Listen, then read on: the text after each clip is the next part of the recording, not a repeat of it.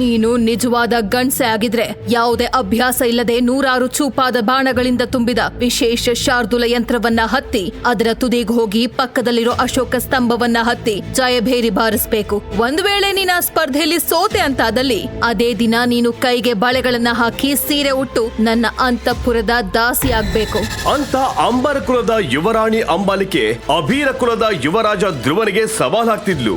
ಅದನ್ನ ಕೇಳಿ ಅಂದು ಶೌರ್ಯ ಮಹಲ್ನ ಸಭಾಂಗಣದಲ್ಲಿ ನೆರೆದ ಜನರೇನು ಅಲ್ಲಿನ ಬಾಗಿಲುಗಳೇ ನಡುಗಿ ಹೋದ್ವು. ತ್ರಿಗರ್ತ ಅನ್ನೋ ಸಾಮ್ರಾಜ್ಯದ 2 ಶಕ್ತಿಶಾಲಿ ಕುಲಗಳಾಗಿದ್ದ ಅಂಬರ ಹಾಗೂ ಅಭೀರ ಕುಲದ ಯುವರಾಣಿ ಹಾಗೂ ಯುವರಾಜನ ಮದ್ವೆ ನಿಶ್ಚಯ ಆಗಿತ್ತು.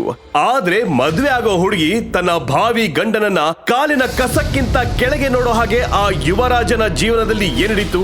ಎಲ್ಲ ಹೆಣ್ಮಕ್ಳ ಕನಸಿನ ರಾಜನಿಗೆ ಯಾಕೆ ಎಲ್ರೂ ಚೀಮಾರಿ ಹಾಕ್ತಿದ್ರು? ತಿಳಿಯೋಣ ಬನ್ನಿ.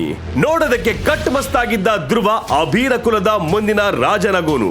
ಪ್ರತಿ ಹೆಣ್ಣು ಕೂಡ ಇವನೇ ನನ್ನ ಬಾಳ ಸಂಗಾತಿ ಅಂತ ಕನ್ಸಲ್ಲೂ ಕನ್ವರ್ಸೋಷ್ಟು ಸುಂದರವಾಗಿದ್ದ. ಅವನ ಕಟ್ಟುಮಸ್ತಾದ ದೇಹ, ಅವನ ಮುಖದಲ್ಲಿದ್ದ ರಾಜ ಗಾಂಭೀರ್ಯವನ್ನ ನೋಡಿದ್ರೆ ಎಂಥವ್ರು ಕೂಡ ಅವನ ಪಾದ ಸೇವೆ ಮಾಡೋರು. ಇಷ್ಟೆಲ್ಲ ಘನತೆ ಗೌರವ ಯುವರಾಜ ಧ್ರುವನಿಗೆ ಸಿಗೋಕು ಒಂದು ಕಾರಣ ಇತ್ತು. ಅವನು ಅತ್ಯಂತ ಸಣ್ಣ ವಯಸ್ಸಲ್ಲೇ 9 ನಕ್ಷತ್ರಗಳನ್ನ ಪಡ್ಕೊಂಡ ಮಹಾವೀರ ಮಹಾರಥಿ ಅಂತ ಬಿರುದನ್ನ ಪಡ್ಕೊಂಡಿದ್ದ. ಧ್ರುವ ಚಿಕ್ಕವನಂತ ಕೂಡ ನೋಡದೆ ಅವನ ಹಿಂದೆ 100 ಹೆಣ್ಮಕ್ಳು ನನ್ನ ಮದ್ವೆ ಆಗಂತ ಕೇಳ್ಕೊಂಡು ಬರ್ತಿದ್ರು. ಆದ್ರೆ ಈಗ ಅದ್ಯಾವುದು ಅಲ್ಲಿ ಆಗ್ತಿರ್ಲಿಲ್ಲ. ಅವನನ್ನ ಹೆಂಗಸರು ನೋಡಿದ್ರೆ ಕಿಸಕ್ಕಂತ ನಕ್ಕು ಅವನ ಮುಖಕ್ಕೆ ಬಳಿಯನ್ನ ಎಸ್ತು ಹೋಗ್ತಿದ್ರು. ಛಿ, ನಪುಂಸಕ ಅಂತ ಹೀಯಾಳಿಸ್ತಿದ್ರೆ, ಇನ್ನು ಗಂಡಸರಂತೂ ಅವನನ್ನ ನೋಡಿದ್ರೆ ಥೂ ನೀನು ಒಬ್ಬ ಗಂಡಸೇನೋ, ಎಲ್ಲಾದ್ರೂ ಹೋಗಿ ಸಾಯ್ಬಾರ್ದ ಅಂತ ಹೇಳೋರು. ಹಾಗಾದ್ರೆ ಸಣ್ಣ ವಯಸ್ಸಲ್ಲಿ ಮಹಾರಥಿ ಬಿರುದನ್ನ ಪಡೆದ ಧ್ರುವನಿಗೆ ಮತ್ತೇನಾಯ್ತು? ಅದೊಂದು ದಿನ ಗಾಂಧಾರ ನಗರದಲ್ಲಿ ನಡೆದ ನಿಗೂಢ ಘಟನೆಯಿಂದ ಧ್ರುವನ ಶಕ್ತಿ 9ರಿಂದ 3ಕ್ಕೆ ಇಳಿದಿತ್ತು. ಇದನ್ನ ತಿಳ್ಕೊಂಡ ರಾಜ ಅರುಣೇಂದ್ರನಿಗೆ ಧ್ರುವನ ಮದುವೆ ಮಾಡಿಸೋದೆ ಒಂದು ಚಿಂತೆಯಾಗಿ ಹೋಗಿತ್ತು. ಅದೇ ಸಮಯಕ್ಕೆ ಅಂಬಾಲಿಕೆಯ ಸಂಬಂಧ ಧ್ರುವನಿಗಾಗಿ ಬಂದಾಗ ಅರುಣೇಂದ್ರರ ಖುಷಿಗೆ ಎಲ್ಲೆಯೇ ಇರಲಿಲ್ಲ. ಅದ್ಧೂರಿಯಿಂದ ನಿಶ್ಚಿತಾರ್ಥವೇನೋ ನಡೀತು. ಆದ್ರೆ ಅಂಬಾಲಿಕೆ ಮತ್ತೆ ಧ್ರುವನ ಸಂಬಂಧ ಎಲ್ಲರ ಮುಂದೆ ಮಾತ್ರ ಚೆನ್ನಾಗಿತ್ತೆ ಹೊರತು, ಅವರಿಬ್ರೆ ಇದ್ದಾಗ ಅಂಬಾಲಿಕೆ ಉಳ್ದವರಂತೆ ಅವನನ್ನ ಹೀಯಾಳಿಸೋದು, ತನ್ನ ಗುಲಾಮನಂತೆ ಕಾಣೋಕೆ ಶುರು ಮಾಡಿದ್ಲು. ಯಾಕಂದ್ರೆ ಅಂಬಾಲಿಕೆ ಕೂಡ ಧ್ರುವನಂತೆ ಅತ್ಯಂತ ಸಣ್ಣ ವಯಸ್ಸಲ್ಲೇ 8 ನಕ್ಷತ್ರಗಳನ್ನ ಗೆದ್ದಿದ್ಲು. ಜೊತೆಗೆ ಅಂಬರ ಕುಲದ ಮುಂದಿನ ನಾಯಕಿ ಕೂಡ ಅವಳೇ ಅಂತ ಎಲ್ರೂ ಮಾತಾಡ್ಕೋತಿದ್ರು. ಹಾಗಿದ್ದಾಗ 8 ನಕ್ಷತ್ರ ಪಡೆದ ಶಕ್ತಿಶಾಲಿ ಯುವರಾಣಿ ಹೋಗಿ 3 ನಕ್ಷತ್ರ ಇರೋ ಯುವರಾಜನನ್ನ ಮದುವೆ ಆಗೋದಂದ್ರೆ ಅದು ನಾಚಿಕೆಯ ಸಂಗತಿಯಾಗಿತ್ತು. ದಿನ ಕಳೆದಂತೆ ಅಂಬಾಲಿಕೆ ಧ್ರುವನನ್ನ ಎಲ್ರ ಮುಂದೆ ಹೀಯಾಳ್ಸೋಕೆ ಶುರು ಮಾಡಿ ಅಂದು ಶೌರ್ಯ ಮಹಲ್ನ ರಾಜ ದರ್ಬಾರಿನಲ್ಲೂ ಅವನನ್ನ ಹೀನಾಯವಾಗಿ ಅವಮಾನಿಸೋಕೆ ಶುರು ಮಾಡಿದ್ಲು. ರಾಜ ಅರುಣೇಂದ್ರ, ನಿಮ್ಮ ಮಗನ ಮೇಲೆ ಕರುಣೆ ತೋರಿ ನಾನು ಅವನನ್ನ ಮದ್ವೆ ಆಗೋಕ್ ಒಪ್ಪಿದ್ದೆ. ಆದ್ರೆ ಈಗ ಹೇಳ್ತಾ ಇದೀನಿ, ನಿಮ್ಮ ಮಗನಿಗೆ ನಾನು ಮದ್ವೆ ಅನ್ನೋ ಭಿಕ್ಷೆ ಕೊಡ್ಬೇಕಾದ್ರೆ ಅವನು ನಾನ್ ಕೊಟ್ಟಿರೋ ಸವಾಲನ್ನ ಪೂರ್ಣಗೊಳಿಸ್ಲೇಬೇಕು ಅಂತ ಅಹಂಕಾರದಲ್ಲಿ ಹೇಳ್ತಿರ್ಬೇಕಾದ್ರೆ ಸೈನಿಕನೊಬ್ಬ ಓಡ್ಕೊಂಡ್ ಬಂದು, ಮಹಾರಾಜ ಆಪತ್ತು! ಧೂಮಕೇತು ಒಂದು ಬಂದು ನಮ್ಮ ಶೌರ್ಯ ಮಹಲ್ನ ಲಾಂಛನದ ಮೇಲೆ ಬಿದ್ದು ಅದು ಹೊತ್ತಿ ಉರಿಯುತ್ತಿದೆ ಅಂತ ಹೇಳಿದ್ದನ್ನ ಕೇಳಿ ರಾಜ ಅರುಣೇಂದ್ರ ಹಾಗೂ ಅಲ್ಲಿ ನೆರೆದವರೆಲ್ಲ ಹೊರಗೆ ಬಂದು ನೋಡಿದ್ರು. ಎಲ್ಲರ ಮುಖದಲ್ಲಿ ಚಿಂತೆಗೆರೆ ಕಾಂತಿತ್ತು. ಅದೇ ಸಮಯಕ್ಕೆ ಅಲ್ಲಿಗೆ ಬಂದ ಆಸ್ಥಾನದ ರಮಣ ಮಹರ್ಷಿಗಳು, ಮಹಾರಾಜ, ಆಕಾಶದ ದಕ್ಷಿಣ ದಿಕ್ಕಿನಿಂದ ಈ ಧೂಮಕೇತು ಕಾಣಿಸಿಕೊಂಡಿದೆ. ಇದು ನಮ್ಮ ದೇಶಕ್ಕೆ ದೊಡ್ಡ ವಿಪತ್ತು ಬರಲಿರುವುದರ ಸಂಕೇತ ಮಹಾರಾಜ.